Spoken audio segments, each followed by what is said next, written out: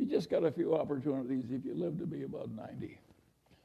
And the trick in coming out well was seizing a few opportunities that were your fair share that came along when they did.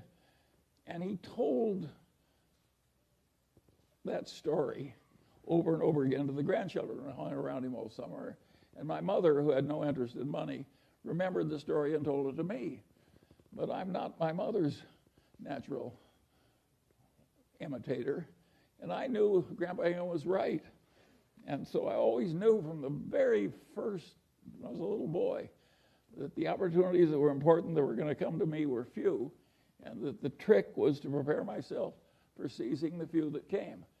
This is not the attitude they have at a big investment counseling thing. They think if they study a million things, they can know a million things.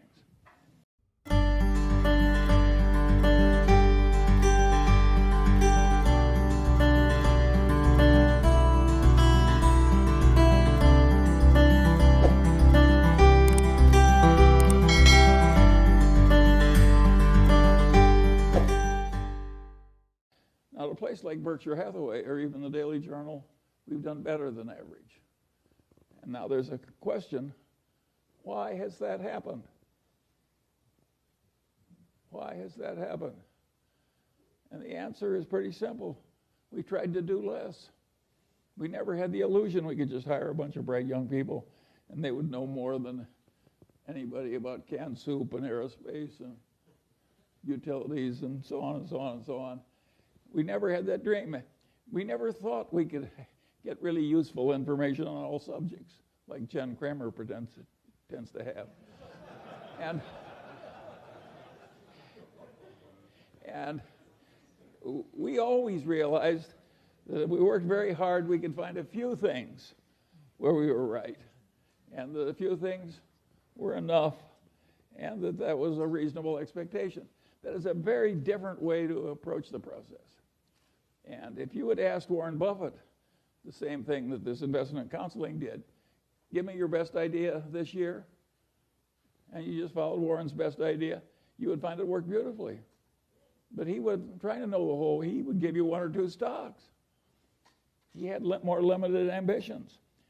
I had a grandfather who was very useful to me, my mother's grandfather, and he was a pioneer, and he came out to Iowa with no money but youth and health, and took it away from the Indians.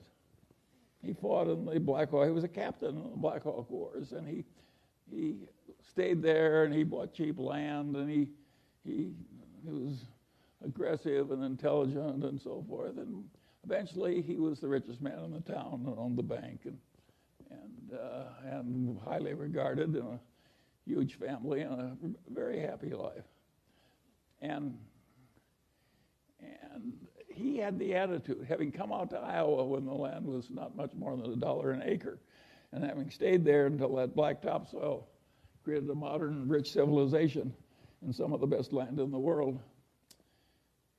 His attitude was that in a favored life like his, when you were located in the right place, you just got a few opportunities if you lived to be about 90. And the trick in coming out well was seizing a few opportunities that were your fair share that came along when they did. And he told that story over and over again to the grandchildren who hung around him all summer. And my mother, who had no interest in money, remembered the story and told it to me. But I'm not my mother's natural imitator. And I knew Grandpa Hingham was right. And so I always knew from the very first, when I was a little boy, that the opportunities that were important that were going to come to me were few, and that the trick was to prepare myself for seizing the few that came. This is not the attitude they have at a big investment counseling thing. They think if they study a million things, they can know a million things. And of course, the result is almost nobody can outperform an index.